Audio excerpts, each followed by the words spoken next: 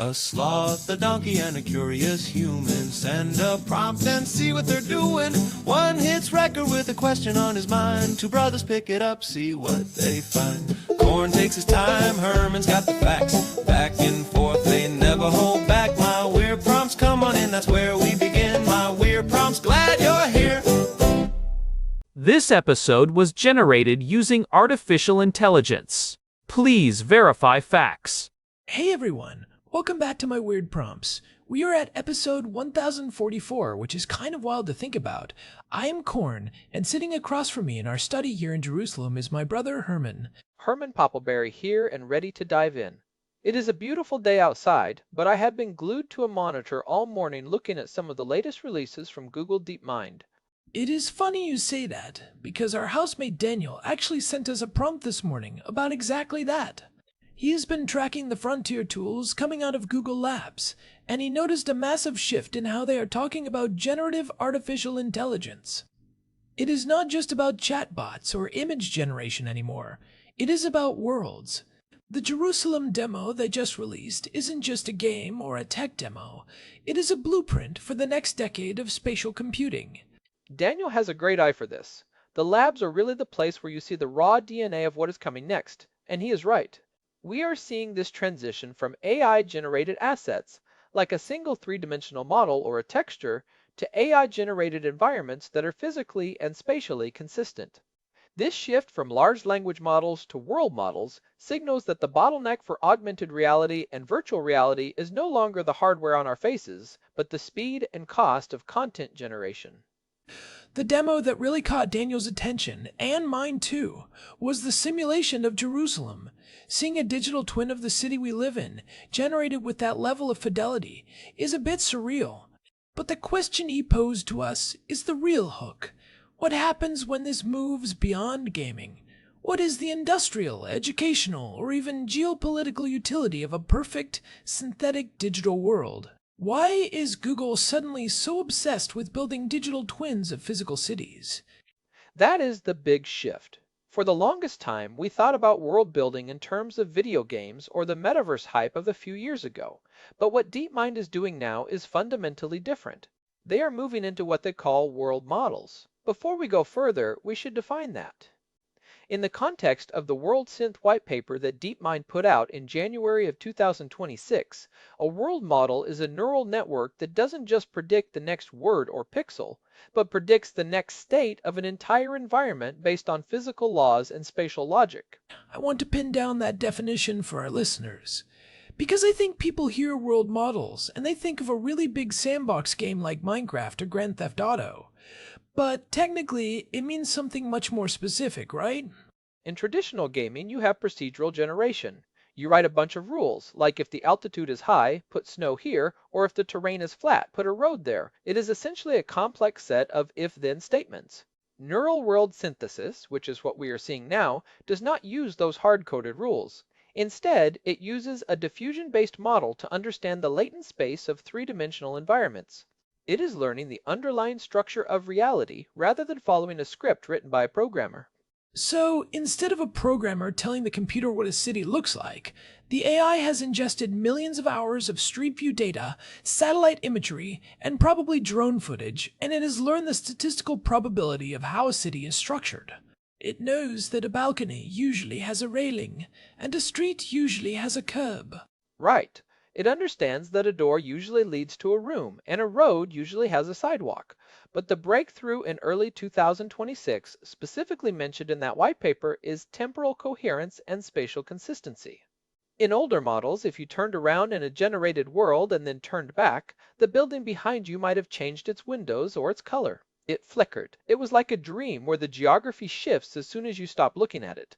That is the hallucination problem, just in 3 dimensions. We have talked about that with text, where the AI forgets the beginning of the sentence by the time it gets to the end. But in a world, if the door disappears when you turn around, the simulation is useless for anything serious. But the new World-Synth architecture uses a three-dimensional latent space that is anchored. When the model generates a frame, it is not just predicting pixels, it is predicting the geometry behind those pixels. That is how they are getting 60 frames per second inference on consumer-grade hardware now. That is a 40% improvement over what we were seeing just 6 months ago in late 2025. They have moved the computation from the cloud to the edge by optimizing how the model traverses that latent space. I remember we touched on this a bit back in episode 5084 when we were talking about Alethea, that autonomous research agent. The idea of an AI that can not only think but also simulate the environment it is thinking about. If you are a researcher or an engineer, you do not just want an AI that tells you how a bridge might fail. You want an AI that can build a digital twin of that bridge and run 1,000,000 stress tests in a synthetic world that obeys the laws of physics. That physics awareness is the key. These are not just pretty pictures, they are physics-informed neural networks. If you drop a virtual ball in the DeepMind Jerusalem simulation, the model understands gravity, friction, and the specific texture of the Jerusalem stone. It is not calculating those things with a traditional physics engine like Havok or Unreal. It is predicting the outcome based on its training. It knows how the light should bounce off that specific type of limestone at 4 in the afternoon in July because it has seen it 1,000,000,000 times in the training data. That brings up a fascinating technical challenge, though. How do you ground that in reality? If I am using this for something serious, like urban planning or disaster response, I cannot have the AI just making up a shortcut through a building because it looks aesthetically pleasing in the latent space. How does Google ensure that the synthetic world matches the physical one? That is where the multimodal training data comes in. Google has the ultimate trump card here, which is the data they have been collecting for decades. They are combining the historical archives of Google Earth with real-time sensor data. When they build that digital twin of Jerusalem, they are cross-referencing it against billions of data points to ensure that the synthetic world matches the physical one within a margin of centimeters. They are using Gaussian splatting and neural radiance fields to turn flat images into volumetric data that the world model can then use as a foundation. It makes me think about episode 780, where we talked about the golden cage of the Google ecosystem. If Google is the only one with the data to build a perfect real-time digital twin of the planet, they are not just a search engine anymore. They are the landlords of the digital reality we are going to be using for augmented reality and simulation. If you want to build an app that interacts with the real world, you have to rent the world from Google. It is a massive competitive moat. But let's look at what Daniel was asking about, the applications beyond gaming. Think about urban planning. Right now, if the city of Jerusalem wants to change the light rail path or add a new park, they have to hire architects, run CAD models, and try to visualize the impact on traffic and pedestrian flow. It is a slow, manual process that often misses the mark. In a neural world model, you could literally just type a prompt. Show me the impact of a 4-story building on this corner during sunset in July. And because the model understands the world, it generates the shadows, the heat retention of the stone, and the sightlines instantly. You are moving from a static map to a living simulation. And it goes deeper than just visuals. You could simulate a flash flood in the Kidron Valley. You could tell the model, simulate 5 inches of rain in 2 hours and show me which basements in Silwan are at risk.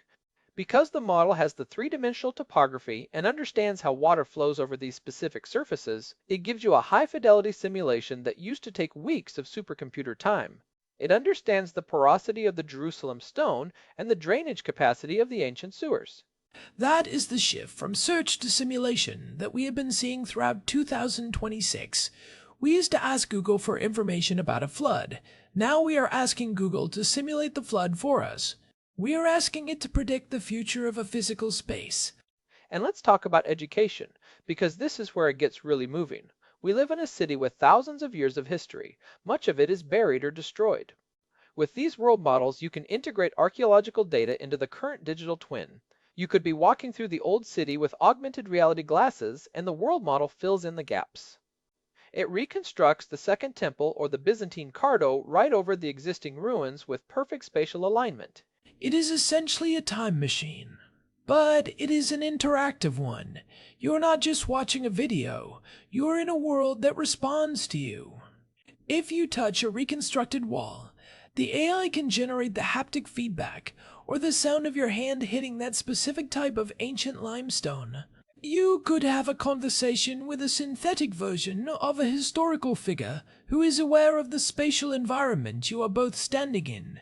And for students, imagine a history class where you are not reading about the signing of the Declaration of Independence. You are standing in a high-fidelity reconstruction of Independence Hall. The AI has ingested every diary entry, every historical map, and every architectural drawing to recreate the atmosphere, the lighting, even the specific weather of that day. It is the democratization of experience. You don't need a plane ticket to Athens to see the Parthenon as it was, you just need a world model. I can see how that would be incredible for training too. We often talk about autonomous drones and cars. One of the biggest bottlenecks for self-driving technology has always been the edge cases. The weird stuff that happens once in a million miles, like a ball rolling into the street followed by a child, or a specific type of glare on a wet road at night. Right, the long tail of probability. In the past, companies like Waymo or Tesla had to wait for these things to happen in the real world or try to manually program them into a simulator.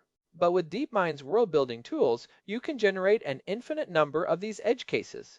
You can tell the model, generate 1,000 scenarios where a drone has to navigate a narrow Jerusalem alleyway during a windstorm with laundry hanging across the path.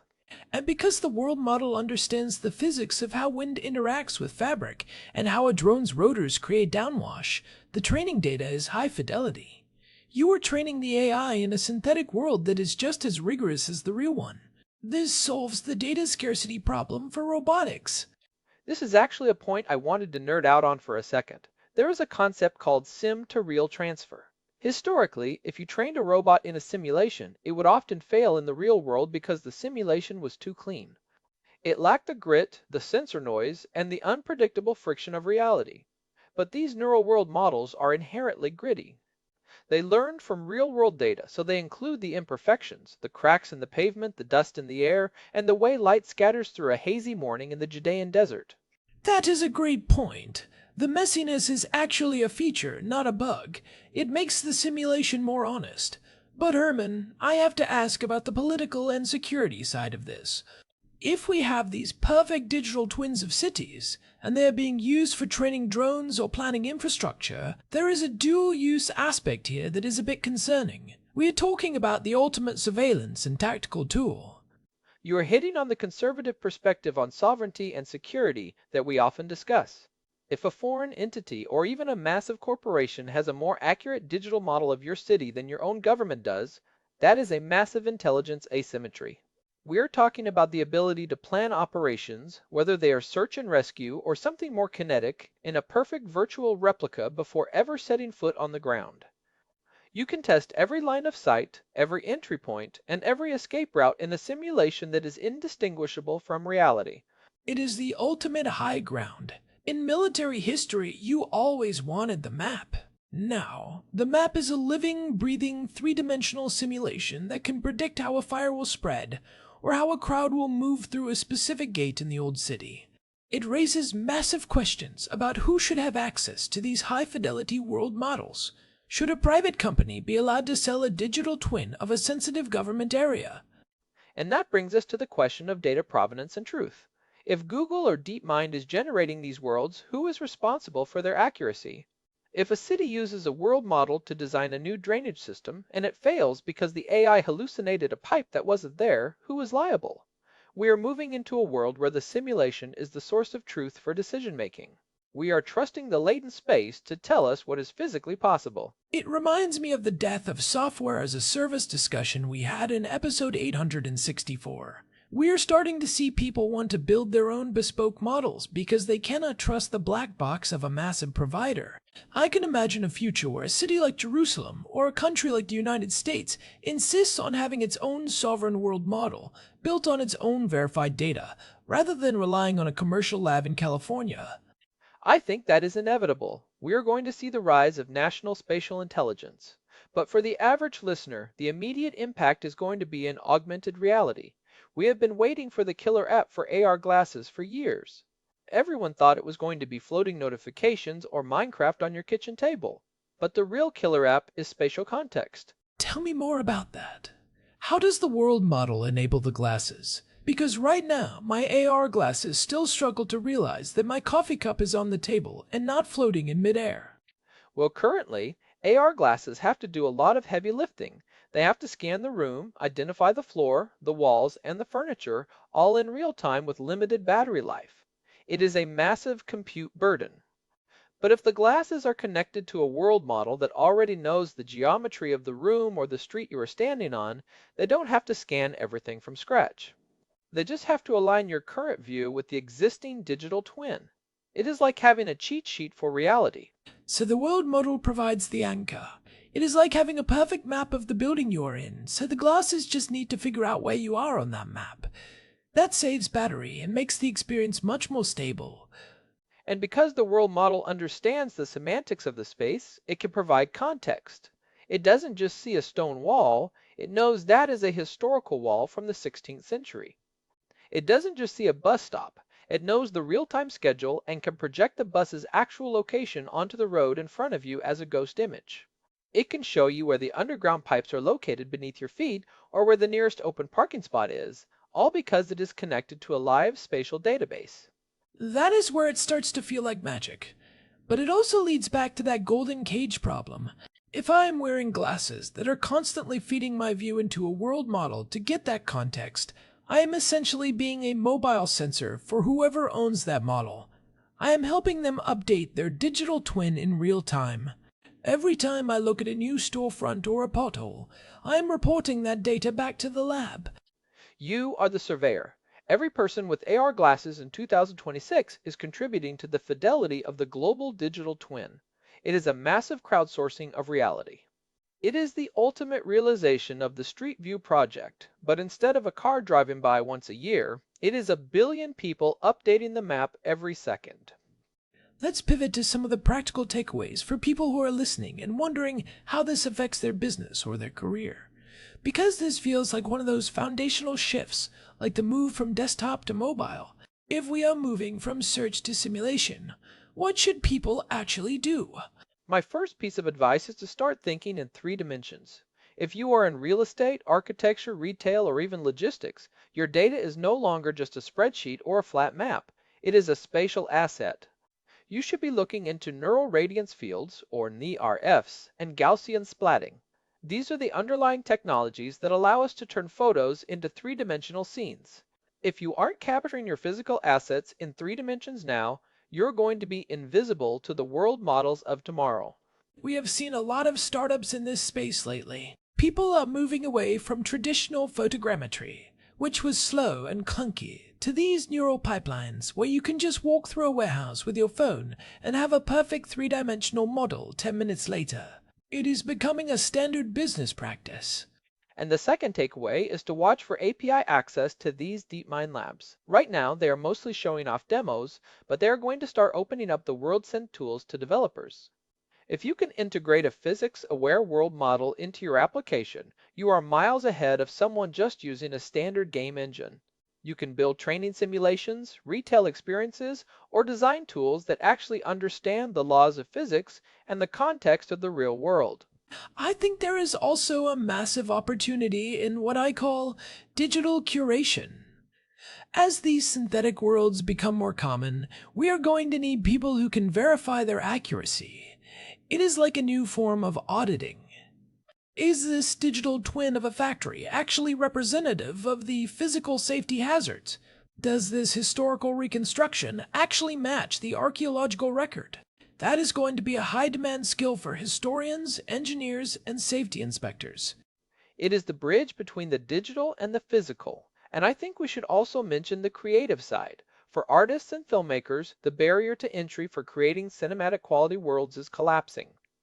You don't need a team of 100 environment artists to build a sci-fi city anymore. You need one person who understands how to guide a world model.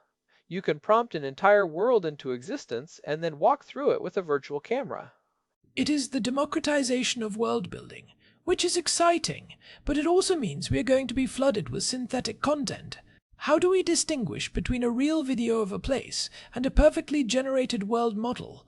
If I see a video of a protest in a city square, how do I know if it actually happened or if it was just a high-fidelity simulation run in a world model? That is the trillion-dollar question for the next few years. We are already seeing the push for digital watermarking and data provenance. But when the simulation is this good, the only way to know if something is real might be to verify it through multiple independent sensors. We are entering an era where seeing is no longer believing. We have to look at the metadata, the sensor logs, and the cryptographic signatures. It is a bit ironic. We live in Jerusalem, one of the most physical, ancient, and tangible places on Earth. You can feel the history in the stones. And yet, we are spending our morning talking about how this city is being turned into a cloud of probability in a data center in California. It feels like we are losing something in the translation. It is a strange juxtaposition, but in a way, it is a form of preservation. We have seen so much history lost to time, war, and neglect. If we can create a high-fidelity, permanent digital record of these places, we are protecting them for future generations. Even if the physical stone crumbles, the digital twin remains as a testament to what was there.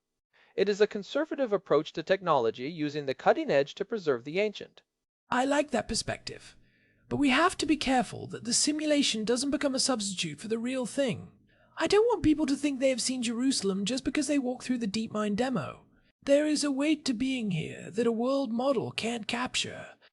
There is a smell to this city, a sound, a feeling of the wind coming off the desert that a world model can't capture yet. Although, knowing these labs, they are probably working on neural scent synthesis as we speak. They want to capture the entire sensorium. Don't give them any ideas, Herman, but you're right. There's a soul to a place that escapes the latent space. At least for now, but the progress is staggering. When you look at the leap from 2024 to 2026, we have gone from blurry, flickering videos to consistent 60 frame per second physics-aware worlds. The next 2 years are going to be even more transformative as these models move from labs to our everyday devices. It makes me wonder if we will eventually have a personalized world model, like a digital twin of my own house that I can use to test out new furniture or plan a renovation, or even just to remember where I left my keys. If my house is a world model, the AI knows exactly where every object is because it is part of the persistent state of that world. It is a bit creepy, but undeniably useful. I think we have covered a lot of ground here, from the technical mechanisms of temporal coherence to the ethical implications of sovereign digital twins. It is clear that the Jerusalem demo is just the beginning. We are moving into a future where the world itself is a programmable interface. I would just encourage people to go to the DeepMind Lab site and look at the demos themselves. Don't just take our word for it. When you see the way the light interacts with the surfaces in these generated worlds, and how the camera moves through the space without a single glitch or flicker, you realize that we are entering a new era of computing. It is no longer about windows and icons, it is about spaces and places. Well said. And thank you to Daniel for sending in that prompt. It is always a pleasure to dive into what is happening in our own backyard, both physically and digitally. It helps us keep our eyes on the horizon. Definitely. And hey, if you are enjoying these deep dives into the weird world of AI, we would really appreciate it if you could leave us a review on your podcast app or on Spotify. It genuinely helps other curious minds find the show and join the conversation. It really does. We read all of them, and they help us decide which topics to tackle next. You can also head over to myweirdprompts.com. We have the full archive of over 1,000 episodes there, plus our RSS feed and a contact form if you want to send us a prompt like Daniel did. We love hearing what you are seeing on the frontier. And if you are on Telegram, just search for My Weird Prompts. We have a channel there where we post every time a new episode drops, along with links to the white papers and demos we discuss, so you will never miss a dive into the rabbit hole. Thanks for joining us today in Jerusalem. This has been My Weird Prompts. I am Corn Poppleberry. And I am Herman Poppleberry. We will see you in the next one. Or we will see you in the simulation. Take care, everyone. This episode was generated using Gemini Flash 3. Text-to-speech engine was Chatterbox. Thanks for listening to our show, My Weird Prompts, where our thoughts go from slow takes to facts on cue. We change and follow through. My weird prompts.